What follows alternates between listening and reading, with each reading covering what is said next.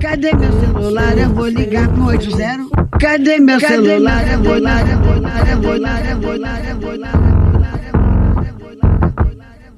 Ninféias apresenta Pílulas Feministas.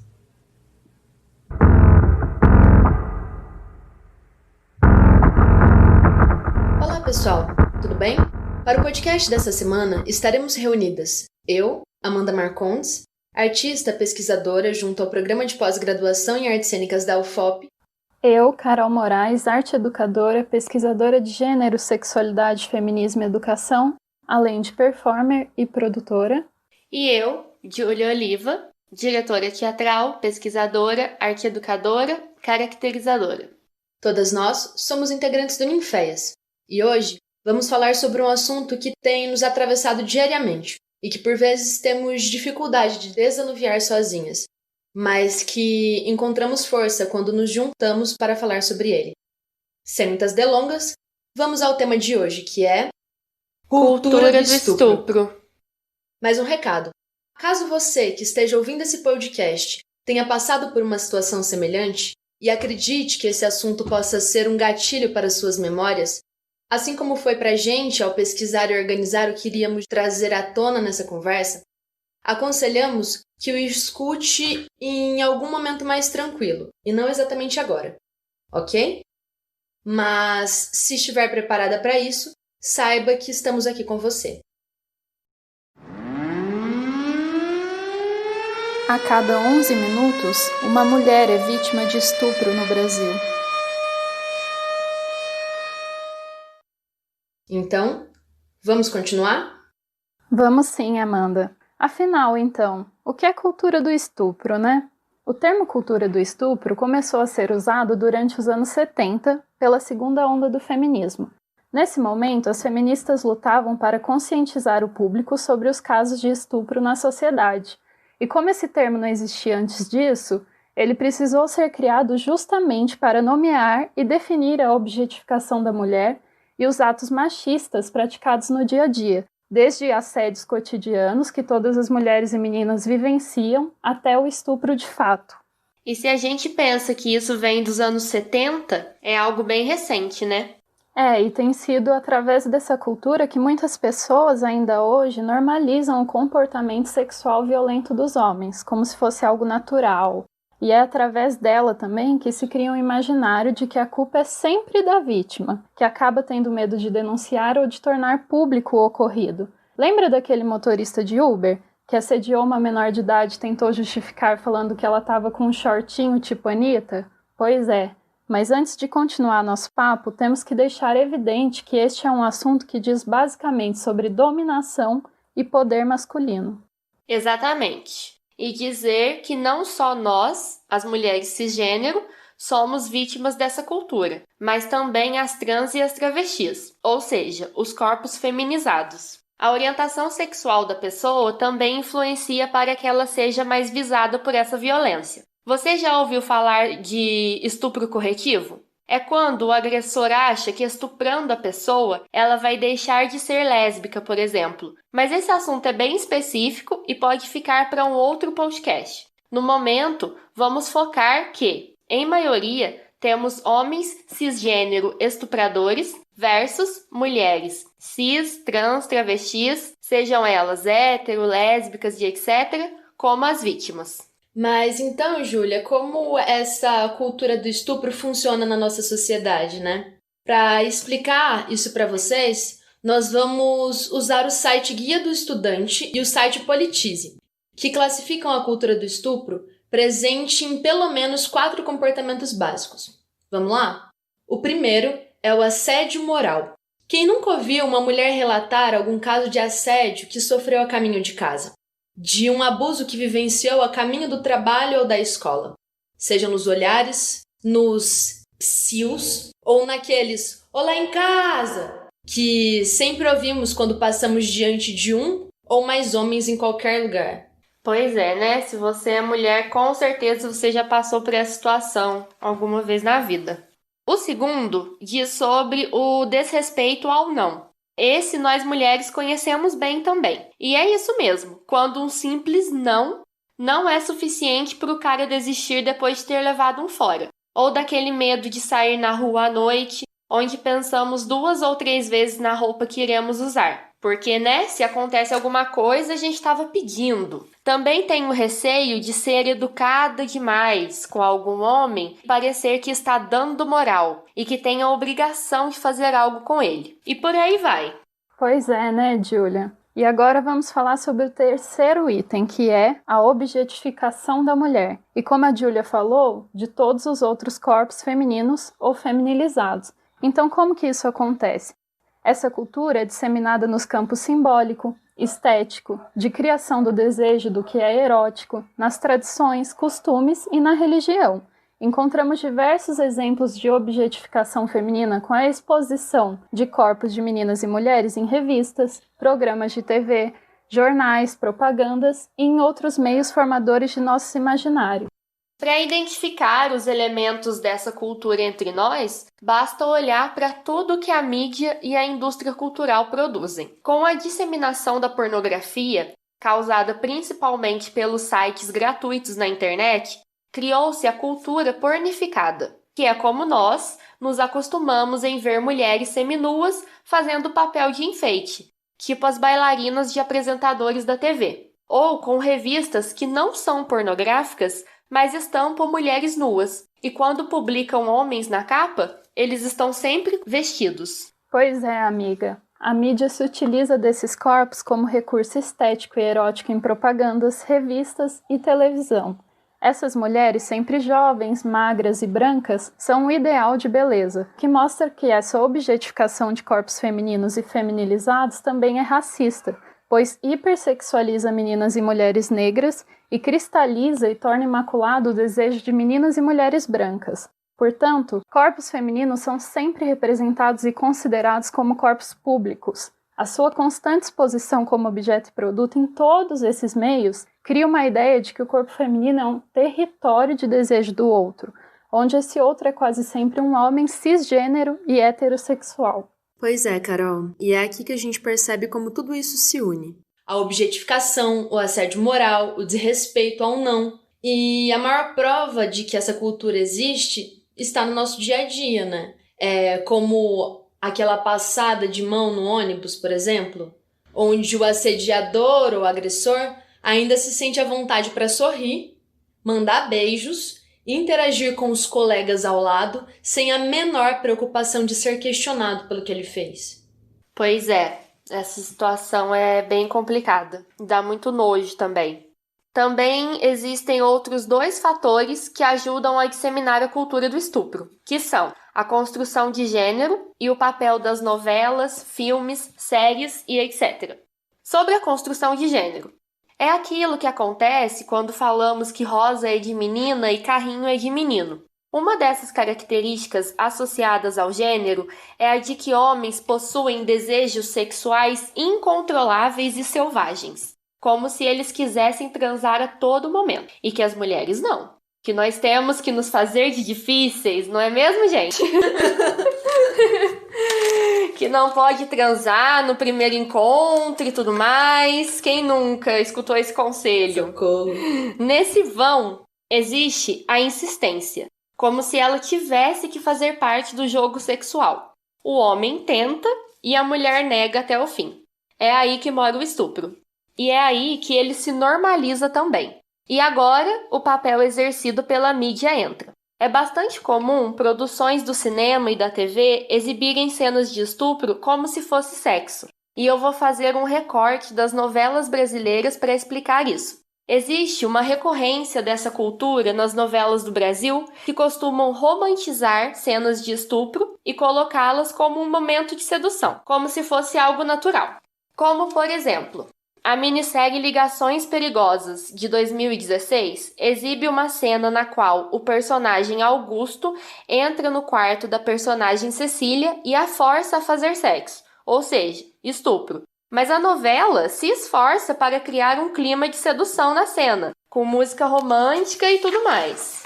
Temos também Verdades Secretas. Quem não lembra do sucesso que ela fez em 2015? que basicamente romantiza relacionamentos abusivos e um estupro feito com uma menina dopada, além de exibir um outro estupro coletivo, sem contribuir em nada para levantar o assunto de forma crítica. Porque é isso, parece que o estupro é retratado apenas para objetificar ainda mais a mulher, nunca trazem um ponto de vista feminista sobre o assunto. Temos também a personagem Neidinha, da novela Em Família, de 2014, que foi vítima de um estupro coletivo e fica grávida, mas tem a sua gestação toda romantizada, como se tivesse tudo bem estar grávida de um estupro. Afinal, gravidez é uma bênção. Enfim, eu poderia ficar aqui até amanhã dando todos esses exemplos, mas vou passar a palavra para Amanda para concluir o raciocínio. Pois é, Júlia. E é assim, né, nesse cotidiano, que a cultura do estupro é normalizada na nossa sociedade. E agora, nós chegamos no quarto comportamento, que diz respeito à relativização da violência contra a mulher, no caso, a vítima. Mas como fazemos isso? Primeiramente, querer encontrar nas vítimas a culpa por terem sido violentadas. Quando aquelas instituições que deveriam estar a serviço da proteção e do bem-estar de todos os cidadãos lidam com o estupro de forma extremamente machista e duvidam da vítima. Ou quando as novinhas, menores de idade, são lidas enquanto um objeto sexual e não como adolescentes. Quando achamos graça de alguma piada ou situação em contexto de assédio e não repreendemos os assediadores ao nosso redor. Quando consumimos pornografia sem problematizarmos as condições de objetificação, hipersexualização e violência sexual na qual essa indústria opera e também lucra. Porque é aquilo, nem todo homem é estuprador, mas alguns riem do estupro, outros gravam, outros acobertam os parceiros e põem a culpa na vítima. É assim que a cultura do estupro é reafirmada. Pois é, aquela história de nem todo homem, né? E o engraçado é que entre nós mulheres, sempre conhecemos alguma ou algumas outras que já foram estupradas por um homem, mas os homens não conhecem nenhum amigo estuprador. Ou seja, essa conta não tá batendo, né, gente? Não tá batendo mesmo, viu, Júlia? E se pensarmos bem, estupro e assédio são os únicos crimes em que as vítimas são sempre encaradas como suspeitas pela sociedade. Por tudo isso, percebemos que o machismo é a semente da cultura do estupro e toda a violência e desigualdade que ele ocasiona acarreta no pensamento do potencial estuprador, de que não é preciso haver consentimento da mulher, mas sim a satisfação de seu próprio desejo. E o estupro representa o extremo da objetificação da mulher, quando sua vontade não é meramente considerada e ela é violada. Mas bom, vamos falar de dados? Os dados mundiais apontam que 1 em cada 3 mulheres do mundo já sofreu violência física ou sexual, na maioria das vezes vítimas do parceiro. E é importante lembrar aqui, galera, que muitos dos estupros são mesmo dentro de relacionamentos. Não são desconhecidos não, viu? E justamente por estarmos num namoro ou casamento, demora para entendermos que foi um estupro, o que aconteceu. Fiquemos atentas com isso. Já no Brasil, dados nos mostram a triste realidade de que, a cada 11 minutos, uma mulher é vítima de estupro. Isso são os casos levados à polícia. Os diferentes assédios são parte das primeiras experiências sexuais e eróticas de boa parte das mulheres brasileiras. Aprofundando mais os dados, o documento As atualizações e a persistência da cultura do estupro no Brasil, da autora Cíntia Liara Engel, publicada em 2017 pelo IPEA, indica que 88,5% das vítimas de estupro são do sexo feminino. 51% dos casos, as vítimas são pessoas negras ou pardas.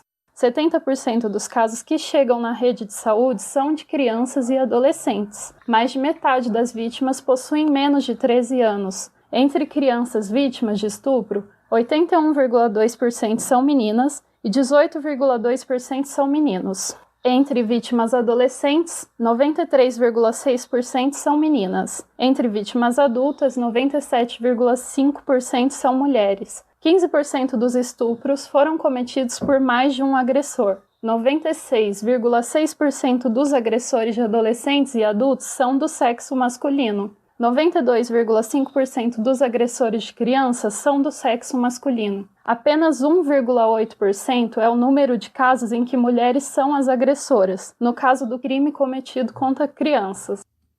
Carol, mas mesmo com esses dados, pode ser que alguém que esteja nos ouvindo ainda possa falar assim, mas não é tão assim como vocês dizem, né? Porque isso sempre acontece. Então, vamos dar um exemplo? Quem não se lembra do caso de estupro coletivo que se tornou público aqui no Brasil no ano de 2016? Bom, para quem não se lembra, foi quando uma adolescente de 16 anos, da periferia do Rio de Janeiro, ficou à mercê de um grupo de 33 homens durante 36 horas entre os dias 21 e 22 de maio de 2016. O crime foi cometido pelo ex-companheiro da vítima e outros 32 colegas dele. A vítima se encontrava dopada, em cativeiro, e só conseguiu fazer a denúncia após ter um vídeo dessa agressão divulgado na internet. Depois de alguns dias, a vítima foi na delegacia denunciar e é lógico que o delegado questionou o uso de bebidas, drogas e se ela teria como comprovar o ocorrido. Logo que divulgada a postura do delegado, ele foi afastado e uma delegada assumiu. Mas mesmo com a vítima tendo hemorragia e ruptura da bexiga, o laudo pericial não foi conclusivo quanto ao estupro. Foi alegado que o tempo da realização do exame de corpo de delito dificultou a análise, sendo superior a 5 dias. Em entrevista para o Fantástico, a vítima disse que teve muito medo e vergonha de denunciar, e que os policiais tentavam mostrar que ela merecia o que lhe aconteceu. Disse ainda que não entendia como alguém poderia negar a violência que estava filmada. Quando esse caso veio à tona, milhares de mulheres foram às ruas para denunciar a cultura do estupro, que, como estamos vendo aqui, segue tão impregnada na nossa sociedade que até mesmo em casos explicitamente violentos como esse, até hoje o Estado, a polícia e grande parte da população dão um jeito de neutralizar a discussão e omitir a violência ocorrida. Durante essas manifestações de 2016, atravessadas pela situação vivenciada pela adolescente, muitas mulheres tomaram coragem para relatarem estupros e abusos que elas mesmas haviam sofrido, nas mais diversas idades e situações, o que reafirmam alguns dados trazidos pela Carol e, por outro lado, mostram que, na realidade, esses casos e números são bem maiores. De acordo com a revista digital Época, numa publicação daquele mesmo ano, dizia que apenas 35% dos casos de estupro chegam a ser denunciados. Ou seja, essas denúncias ainda são muito poucas. Esse caso, obviamente, é um crime pela legislação brasileira, mas foi encarado pelo Estado e pela opinião pública como um estupro que não ocorreu, o que nos faz perceber que, em nossa sociedade, determinado tipo de comportamento feminino justifica o sexo forçado e violento e que as pessoas naturalizam a ação de assistir o vídeo de uma menina estuprada por 33 homens, machucada e sangrando. E é aí que nós vemos como a existência do movimento feminista é importante e é necessária. As rodas de conversa entre as mulheres cis e trans, seja na universidade, nas comunidades ou nas redes de apoio, que muitas vezes são articuladas pelas próprias mulheres. Pois é, Júlia. Um exemplo disso é o projeto Nossas, que surgiu em 2016 por conta desse caso que a gente está falando, a partir da reunião de mulheres ativistas, que passaram a se articular como uma rede de apoio às vítimas de violência sexual e também de violência doméstica, através de um site chamado Mapa do Acolhimento. Numa entrevista dada ao G1 no ano de 2017, uma das articuladoras dessa rede relata que, em um ano de ação, elas já tinham cerca de 450 terapeutas inscritas e mais de 2.578 voluntárias, como advogadas e mulheres de outras áreas, por exemplo, todas prontas para fazerem o atendimento e acompanhamento dessas vítimas. Amanda, e aí nós temos que falar um pouco sobre a questão de como nós, vítimas, nos sentimos, né? Primeiramente, nós temos que lidar com o trauma e a insegurança de denunciar e ser questionada, além de ter que comprovar que estamos falando a verdade, que a gente não provocou o ato, né? Nós, na maioria dos casos, somos meninas e mulheres e sentimos nojo, medo e culpa pelo que aconteceu. Sem contar o sentimento de impunidade, que é horrível e que acompanha a gente o resto da vida, sabe? A gente sofre violência física, sofremos consequências psicológicas que acompanham a gente o resto da vida. E a gente cria até uns traumas que afetam nossos relacionamentos afetivos, sabe? A gente fica pensando no que poderia ter feito para evitar o estupro e, em alguns casos, adotamos estratégias de mudanças estéticas e corporais para evitar esses novos ataques. Pois é, o mais triste é que os dados de uma pesquisa realizada pelo IPEA de 2014 dizem que 58,5% dos brasileiros concordam total ou parcialmente que a afirmação de que, se as mulheres soubessem como se comportar, haveria menos estupros. Ou seja, tá na hora de melhorar, né, meu Brasil? Pois é, amiga. Esse assunto é muito pesado para nós e imagino que para quem esteja escutando. Diante de tudo isso, a gente precisa saber como que combate essa cultura, né? Podemos fazer isso com a ampliação do debate público sobre a cultura do estupro, da implementação de novas leis que deem conta da punição justa e do acolhimento às vítimas, da construção de uma sociedade que veja mulheres como sujeitos e respeitem suas vontades e desejos, na qual o não consentimento baste como prova, e que seja promovido um projeto de educação que trate de sexualidade, raça e gênero nas escolas, como forma de prevenção das violências e acolhimento das vítimas, como é o projeto do Ninféas nas escolas de Ouro Preto, no qual atuo desde 2018 com outras ninféias como a Júlia, discutindo as violências e desigualdades de gênero e as masculinidades tóxicas. Sim, e precisamos também estar cada vez mais atentas, reflexivas e combatentes, que esse nosso papo seja compartilhado entre nossos amigos e familiares e que possamos combater juntas a realidade de violência da vida de muitas meninas e mulheres por aí. Que tal começar repreendendo um amigo que beijou uma mulher à força na festa, hein? O estupro mora nessas pequenas atitudes. Pois é, Júlia e Carol. Por hoje, o nosso papo vai ficando por aqui. E para quem ficou com alguma dúvida ou gostaria de entender melhor alguns temas que foram mencionados aqui, vocês podem escutar o podcast sobre o padrão de beleza, feito pela Carol, o de pornografia, feito pela Júlia, ou o meu, sobre o dia 18 de maio, onde falo sobre abuso e exploração sexual de crianças e adolescentes. Aproveita e segue o Ninféias nas redes sociais e compartilha esse podcast com quem você conhece. E olha, nós três criamos coragem para falar sobre esse assunto quando percebemos que todos já tínhamos passado por situações de assédio e abusos nas nossas vidas, seja dentro ou fora de relacionamentos. Alguns, inclusive, só identificamos aqui. Não precisamos ter vergonha, porque, como já dissemos, essa cultura é estrutural, cultural e é nesse meio público que essas situações precisam ser debatidas. Procure uma amiga ou alguém de confiança para desabafar e, em seguida, busque por um acompanhamento terapêutico se necessário e, o mais importante de tudo, denuncia. Obrigada a todas as pessoas que nos acompanharam aqui. Se puderem, fiquem em casa de olhos e ouvidos atentos a esses comportamentos cotidianos e situações que mencionamos aqui. Uma beija roxa feminista para vocês e até a próxima. Essa foi mais uma produção do Ninféias, Núcleo de Investigações Feministas, com o apoio da Pró-Reitoria de Extensão da Universidade Federal de Ouro Preto.